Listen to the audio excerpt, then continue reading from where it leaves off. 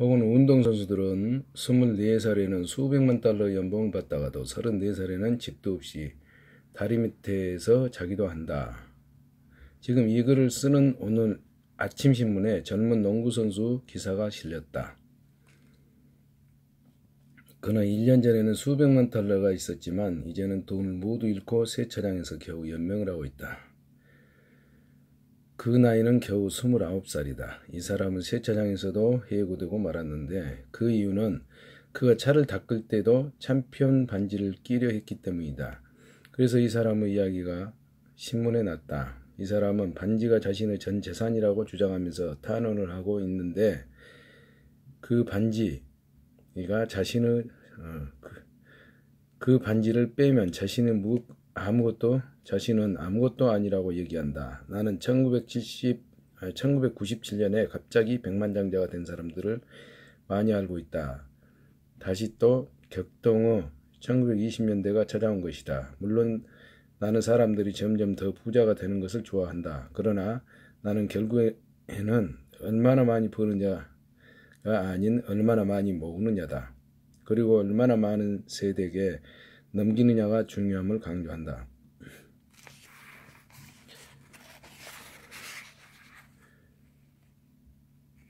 그래서 사람들이 나는 어디서부터 시작이 하나요? 혹은 내가 빨리 부자가 되는 법을 알려주세요. 등을 물을 때 그들은 종종 내 대답에 크게 실망한다. 나는 그들에게 내가 어렸을 때 부자 아버지가 얘기했던 그것을 말해줄 뿐이다. 부자가 되고 싶다면 돈에 관한 지식을 쌓아야 합니다.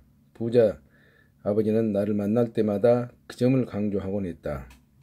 이미 얘기했듯이 교육을 많이 받은 내 아버지는 독서의 중요성을 강조하는 반면 부자 아버지는 돈에 관한 지식의 중요성을 강조했다.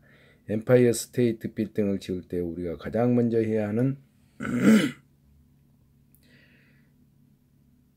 일은 구덩이를 파고 튼튼한 초석을 쌓는 것이다. 반면에 교회에 집을 지을 때는 6인치의 콘크리트 기초만 만들면 된다.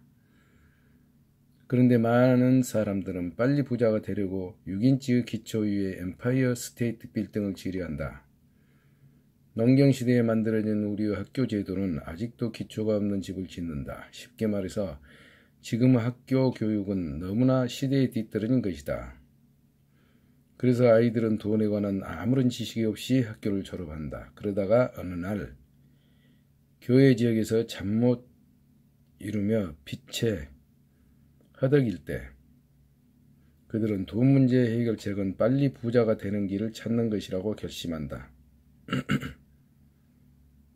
그러면서 마찰로를 세우는 공사가 시작된다. 순식간에 건물이 올라가지만 그것은 엠파이어 스테이트 빌딩이 아니라 교회의 사탑이다. 다시 잠 못 이루는 밤이 찾아온다. 마이크와 내가 어른이 된 후에 그런 선택이 가능했던 것은 우리가 어렸을 때 얼마나 튼튼한 금융기초를 세우도록 배웠기 때문이다. 회계는 아무도 세상에서 가장 지루한 공부일 것이다. 회계는 아마도 세상에서 가장 지루한 공부일 것이다. 회계는 또 가장 혼란스러운 공부일 수도 있다. 하지만 당신이 장기적으로 부자가 되고 싶다면 회계는 가장 중요한 공부일 수 있다. 문제는 그 지루하고 혼란스러운 공부를 어떻게 아이들에게 가르치나 하는 것이 있다. 우선 그림으로 간단하면서도 쉽게 회계의 원리를 가르쳐라. 네 부자 아버지는 마이크와 나를 위해 튼튼한 금융기초를 만들었다. 내 부자 아버지는 마이크와 나를 위해 튼튼한 금융기초를 만들었다. 그분은 어린 아이인 우리에게 간단한 방식으로 가르쳤다. 몇 년 동안 그분은 그림과 단어만을 사용해 우리에게 설명했다. 점차 마이크와 나는 그 간단한 그림, 회계 용어, 돈의 흐름 등을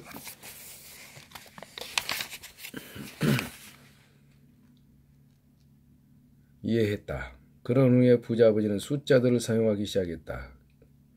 마이크는 어른이 되면서 훨씬 더 복잡하고 정교한 회계 분석을 배우려 했다. 왜냐하면 그것이 필요했기 때문이다. 그에게는 수십억 달러짜리 제국이 있었다. 나는 그렇게 정교하지는 못하다. 내 제국은 그보다 작기 때문이다. 하지만 우리는 똑같이 간단한 기초를 함께 배웠다. 이제 나는 마이크와 아버지가 만든 그 간단한 그림들을 여러분에게 소개하겠다. 그 그림들은 간단한 것이지만 두 꼬마가 튼튼하고 깊은 초석 위에서 커다란 재산을 쌓도록 도와주었다. 첫 번째로 먼저 자산과 부채의 차이를 알고 자산을 사야만 한다. 부자가 되고 싶다면 이것만 알면 된다. 이것이 첫 번째 규칙이다. 그리고 유일한 규칙이다. 어쩌면 너무 단순한 것일 수도 있다. 하지만 대부분 사람들은 이 규칙의 깊이를 전혀 모른다. 이 규칙의 깊이를 전혀 모른다. 많은 이들이 재정적으로 고생하는 것은 자산과 부채의 차이를 모르기 때문이다. 부자들은 자산을 획득한다. 반면에 가난한 사람들과 중산층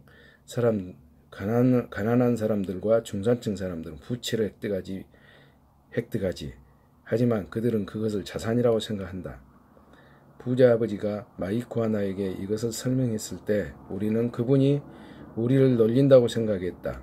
이제 막 10대가 되려는 소년들로 부자가 되는 비결을 배우려 하는 우리에게 부자 아버지는 그런 답을 제시했다.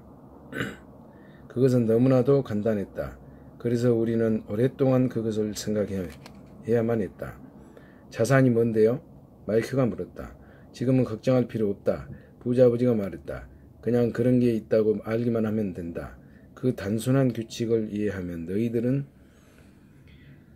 너희들의 삶은 경제적으로 훨씬 더 쉬워진단다.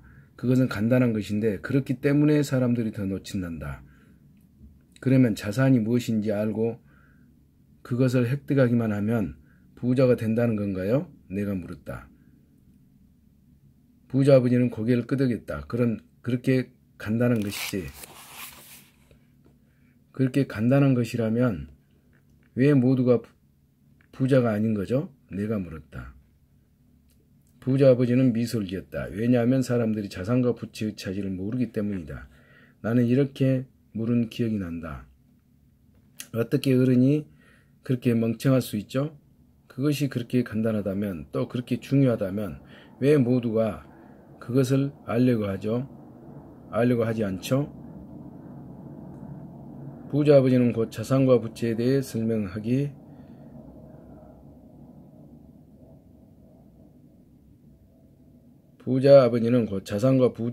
설명하기 시작했다. 어른이 된 후에 나는 다른 어른들에게 그것을 설명하는데 애를 먹고 있다. 왜 그럴까? 나는 다른 어른들에게 그것을 설명하는데 애를 먹고 있다. 왜 그럴까? 그 이유는 어른들은 아이들보다 더 똑똑하기 때문이다. 대개의 경우 간단한 개념이 어른들에게 먹히지 않는 것은 그들이 다른 식으로 교육을 받았기 때문이다. 그들은 다른 식으로 교육을 받은 전문가들로부터 교육을 받았다. 이를테면 은행가, 회계사, 부동산 중개인, 금융 컨설턴트 그런 사람들 말이다. 애를 먹는 것은 어른들에게 다시 배우라고 혹은 다시 아이들이 되라고 요구할 때이다. 똑똑한 어른들은 종종 단순한 개념에 관심을 갖는 것이 창피한 일이라고 느낀다. 부자 아버지는 그 두 꼬마들에게 간단하게 설명했다. 그리고 그것이 우리의 경제적 기초를 튼튼하게 만들었다.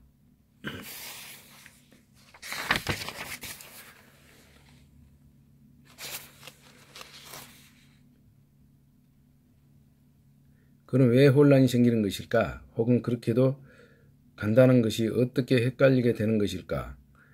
왜 사람들이 사실은 부채인 자산을 사는 것일까? 그 답은 기본적인 교육에서 찾아진다.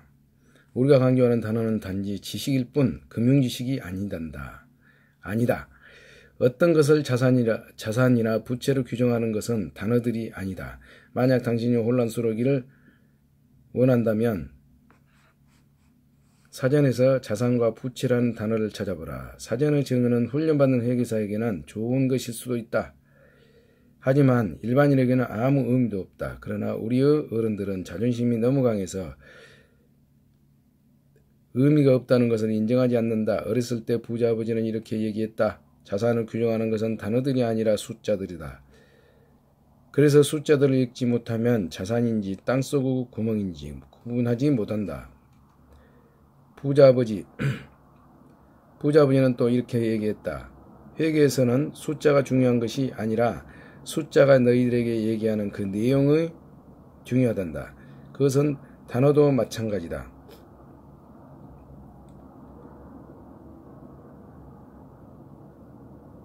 단어가 중요한 것이 아니라 단어가 더 너희들에게 얘기하는 스토리가 중요하다. 많은 사람들이 읽기는 해도 제대로 이해하지는 못한다. 이른바 독해력의 문제라는 것이다. 그리고 사람들의 독해력은 저마다 다르다. 예를 들어 나는 최근에 새 VCR을 샀다. 그 기계에는 VCR의 여러 작동 방식을 설명하는 매뉴얼이 붙어 있었다. 내가 원한 것은 금요일 밤에 내가 좋아하는 TV 프로를 녹화하는 것 뿐이었다. 나는 그 매뉴얼을 읽으면서 머리가 어지럽다. 세상에 VCR의 작동 방식을 배우는 것보다 더 어려운 것은 없어 보였다. 나는 단어들을 읽을 수 있었지만 아무것도 이해하지 못했다. 나는 단어들을 단순히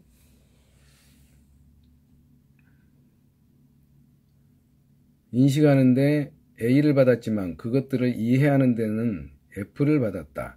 그리고 대부분의 사람들에게 금융보고서는 이와 같을 것이다.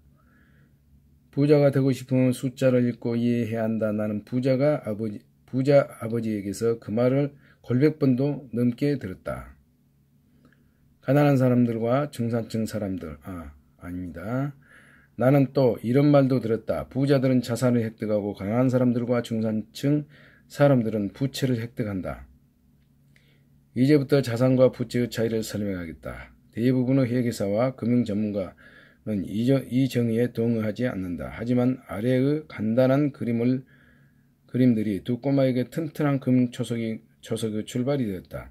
부자 아버지는 어린 우리들에게 모든 것을 간단하게 가르쳤다. 부자 아버지는 어린아이들에게 모든 걸 간단하게 가르쳤다. 가능한 한 그림들을 많이 사용했고 단어들을 적게 사용했다. 그리고 몇 년 동안 숫자들은 전혀 사용하지 않았다. 자산의 현금 흐름 패턴입니다. 자, 자산을 모으면 자산에다 지출한 게 아니라 투자를 해놓으면 훗날의 자산은 내일을 사는 겁니다. 자산에다 투자를 하게 되면 수입이 되는 겁니다. 가난한 사람들은 먼저 직업으로 자산을 모은 게 아니라 부채를 사서 지출을 해서 돈이 빠져나가는 그런 구조가 되겠습니다. 오늘은 여기까지 읽도록 하겠습니다. 몇 페이지인가요? 97페이지입니다. 감사합니다. 사랑합니다. 부자 되세요.